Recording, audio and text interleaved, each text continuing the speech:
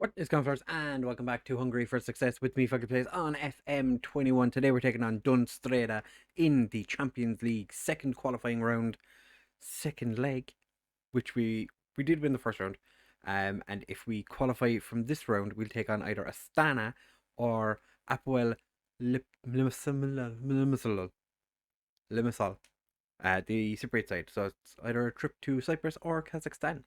Um, Many a transfer has taken place since you were here last, 30 in total. So if you do want to enjoy this episode, do make sure to leave a like and subscribe.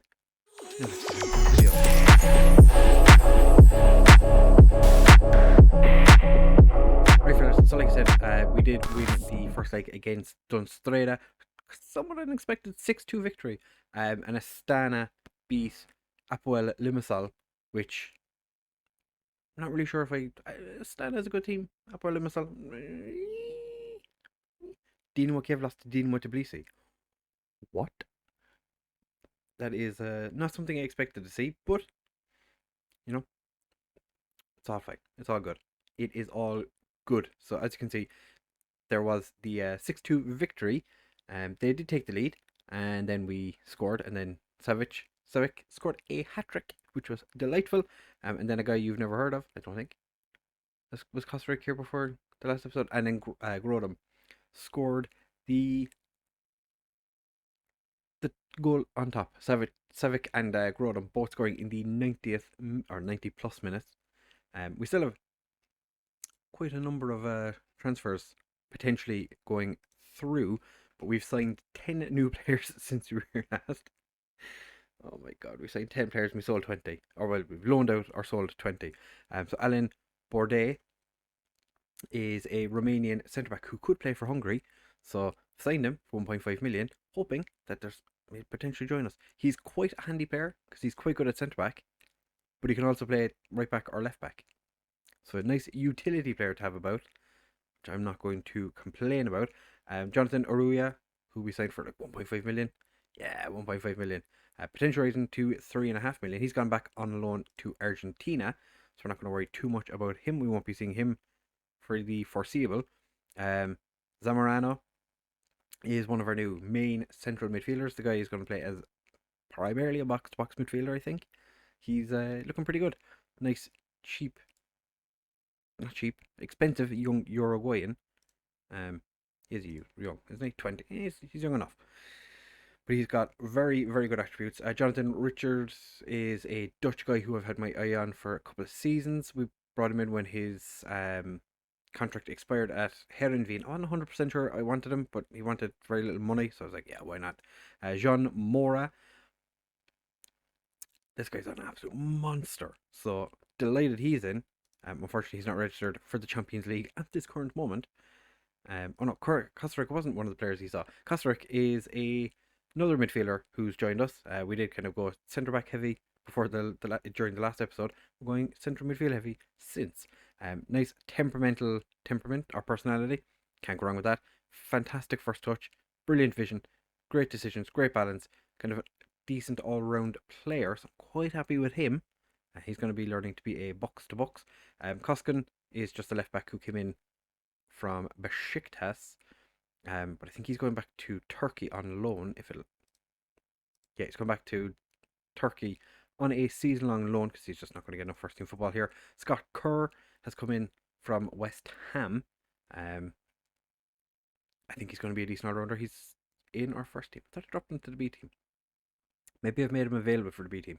I think this guy could be quite good. He's after winning the under 19 Euros or something, whatever was going on this year, under 19 something or other. And then we just signed two young players from Pushkash Academia, a right winger who had decent potential, dropped a little bit since he's arrived, and Shigi, who is a decent right back who also had 5-star potential and does not anymore, which, that's just fantastic. That's exactly what you want to see. Players we sold in, Vizsler is quite an important one. Got a lot of goals. Well, not a lot of goals. Had a decent time when he came into the first team towards the end of last season. El Hanach has gone to Meshkeved, guy who brought in and never played. Hugo Francois has gone out on loan this time or this season. Martin Pataki has gone away. Burliaka came to me and complained that there was too many midfielders after joining, so I was like, bye. So he joined Slaven Belupo for 2 million. He's up to a value of 2.1, and he's getting paid more. So I think he's probably happy with his decision. Ed Purcell's gone out on loan to Pushkash. Cheng Min has gone on loan to Hanvid. Camille Gorner. Just with everything that was going on, I thought that maybe sending him out on loan was a good idea. I fully stand by that. He's gone on to Pushkash, and as you can see, already done quite well. Didn't get a huge amount of opportunities when he was with us. So hopefully he'll come back as even better of a player. Putra has gone to MTK. I've already told you about Aruya. Demir Kalin has gone back to Slovenia on loan. It's going to hope that he's already playing, so that's perfect. That's what I wanted. He's not going to get a huge amount of first team football. Malik Bassett has gone on loan to Victoria Pulsen. I think he's as a first team player or star player, so hopefully he does get plenty of first team football. Adriano's gone on loan to Kishvarda, and Thiago Lopez has left us. We've made a £190 loss on this man. He was valued at 12 and a quarter when he was with us. I didn't want him, so I said, bye, get out of here. You're not good enough to play for us. We brought him in because he played for the same team that Didier Diaz played for, and I just thought I'd put a punt out on him. Didn't work, so what are you going to do? So for this game today, we are starting with Werner in goal, Enjo and Maputa as our wingbacks. Enjo is going to be the attacking wingback for the foreseeable, because Maputa is fine, but I think Enjo might be a little bit better in the old forward progression area. Stepanenko and Bourdain are starting as our centre-back partnership. Koskinen and Zamorano as our centre midfield. Savage and Carlsberg as our wide men. Mandira and Oriola as our strike force. Miles Wheeler, a little disappointed, because we brought him in. We told him he'd be vice captain. I stripped him of his vice captaincy, and I've given it to Werner instead. So can't imagine he's overly impressed with that.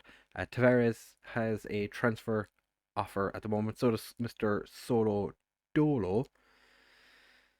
I'm trying to learn out Cuba, and I'm trying to get Riffin, because when I signed Riffin to his new deal, I said that he could go out on loan, and nobody wants him. So that's a little bit frustrating. But I did say at the end of season 6, and then again at the start of season 7 in the pre-season or the end of season 6 award ceremony thing, that we weren't going to spend too much on players, or spend too much time signing players, because we didn't really need to.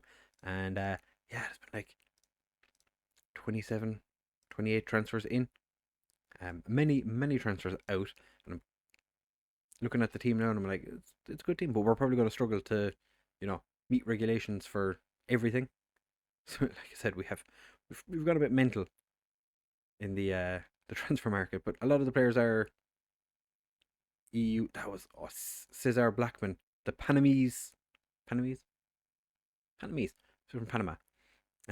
Started the move and then finished it, and that was actually, not gonna lie, that was a pretty delicious little bit of play from them.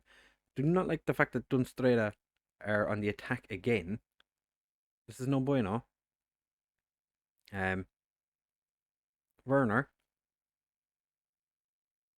Werner, what are you doing? Stepanenko, Bourdain, Enjo, Maputa, anybody?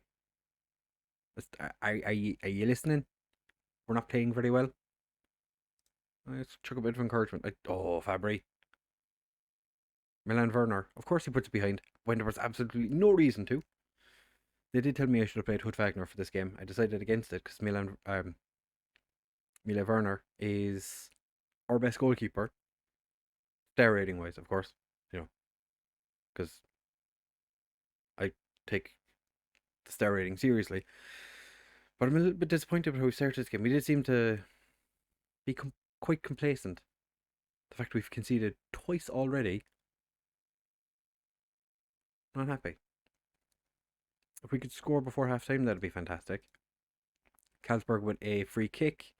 Short-ish to Mandira, who gets dispossessed. But How are you offside from that free kick, Mandira? You absolute pleb.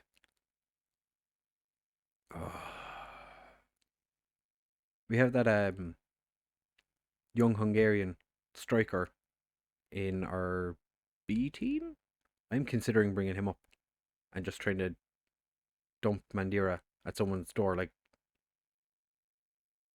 of course, Mandira was the second that attack started.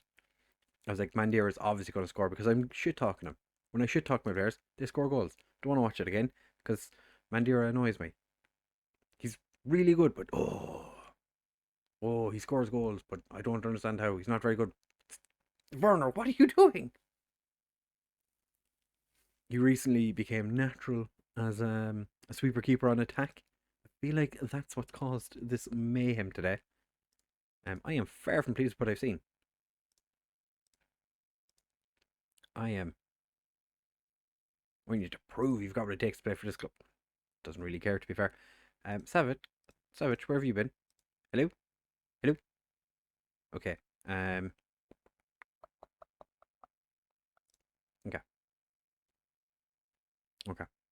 Okay. We're still 2 goals ahead. I swear to God. I swear to God. I almost didn't play this game because I was like, oh, what's the point in playing against Dun Streda when we're already 6-2 up? God damn it. Enjoy. Oh my God, he's done it again. He gave away a penalty in the last game as well. Oh.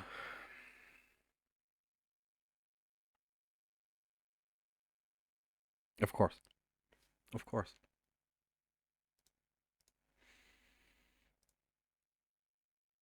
Mandira gets the ball to Bourdain. I suppose we did sign a centre back from a club that last season got relegated. So kind of makes sense. And he's starting this game. Enjoy, do something now or you're getting subs off. Thank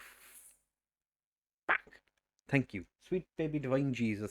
Oriola puts the ball in the back of the net. Enjoy with the cross to get it there. Oh, it's an instant kick-off highlight. Come on, someone break legs. I don't even know. I can't remember who we have on the bench. I swear to God. Enjoy.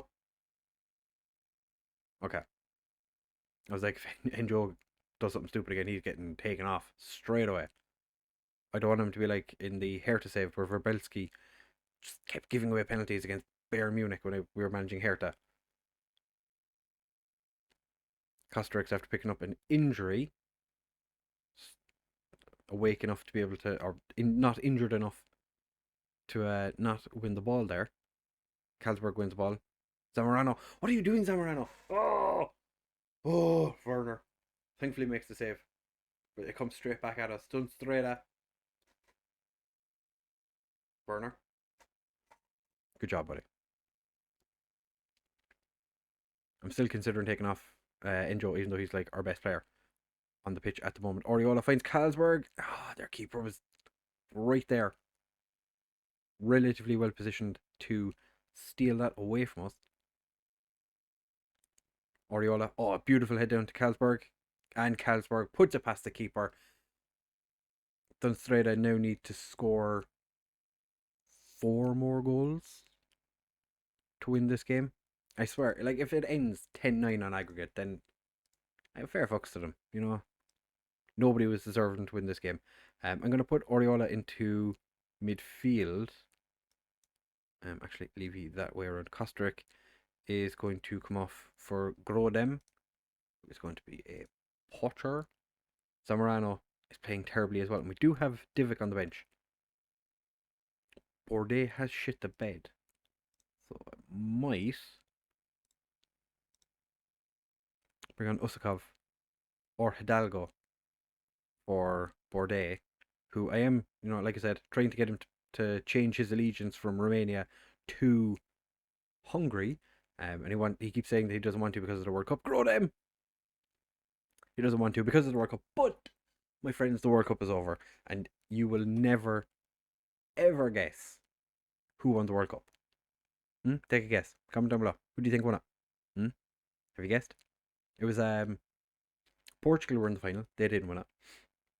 It was the United States of America. USA won the World Cup. not saying the USA is the worst team in the world, but like, how does the USA win the World Cup? There is no way in hell. That's like Russia winning the World Cup or Jamaica. Like when Jamaica win the World Cup, you're like, that's crazy. USA win the World Cup, and you're like, what? No, no, doesn't make sense. This game is going on for quite a while. Maybe we won't actually make it for the Ferencvaros game. Oh, what a save by Werner. Get in. That's why he's my number one keeper. With the number 90 on his back, the number 1 in our hearts. Werner holds onto the ball. It's 10-6 on aggregate, 4-4 on the night. Enjoy with the throw, and it was quite a terrible throw. The game is freaking out because it doesn't know what to do now. Oriola finds Divic, Carlsberg, Maputa, Oriola, Savic, puts it through Grodem. I think the keeper got a touch to it and put it onto the post. What good goalkeeping. We've had 20 shots and only 4 goals on target. I'll chuck a bit of praise to them. Why not? Carlsberg, quite tired. Savic has done quite absolutely nothing in this game. The man who's played like 3 games, scored 5 goals, didn't have the best of games today. Has to be said. Werner also not having the best of games today. A 4-4 draw, I'll take it. Apoel Limassol almost. It was an 89th minute goal for Astana to put them through. That is soul destroying. Alright, we're playing Astana in the next round. Or we're also trying to sell Loritz. I think it's about time that Loritz left. After playing 7 games in 2 years. 3 years. 2 years. 7 games in 2 years. Yeah. So yeah, Astana, we get the first leg away from home though. Woo! It was bruised ribs, that wasn't that bad. And that was Oriona's first goal in 28 hours. He's played a lot in midfield though. He played quite a number of games in central midfield last season. It wasn't much of a striker. Don't feel like it was all his fault. As you can see, we have a little bit of an upset squad at the minute. Hoodfagner wants to start more games. Not so sure, buddy. Versace is unhappy at the lack of depth at centre back, but like we're fixing that. Svilar, Janjic, Mora, and Kerr are all unhappy about being left out of the Champions League squad. I want a huge amount I could do with it, to be fair. You know, should have looked there, buddy. But yeah, we've we're 17 minutes in. I'm not gonna. If I record the Ferencvaros game, it's gonna be ridiculous. So what we'll do in the next episode is we'll just do Ferencvaros and the second leg against Astana, maybe, because this is the final round before the before the playoff round. So we should get. It's not gonna be drawn for a little while. Yeah. So we'll do the second leg against Astana, and then one of the games around it, Depression or Discuri, maybe. We'll wait and see. I don't want to make this episode horrendously long, so we're going to end there. If you have enjoyed this episode, do make sure to leave a like, comment, subscribe. Let me know how insane you think it is that, actually I'll show you, that USA won the World Cup, because that is madness. USA winning the goddamn World Cup. How does USA win the World Cup? And like Holland and Argentina were in the 3rd place playoff. I don't know. And like they hosted it as well. So like of course they were going to win. Of course they were going to win. Couldn't have been like Canada or Mexico. I would have preferred Mexico or Canada. But no, USA. USA win the goddamn World Cup.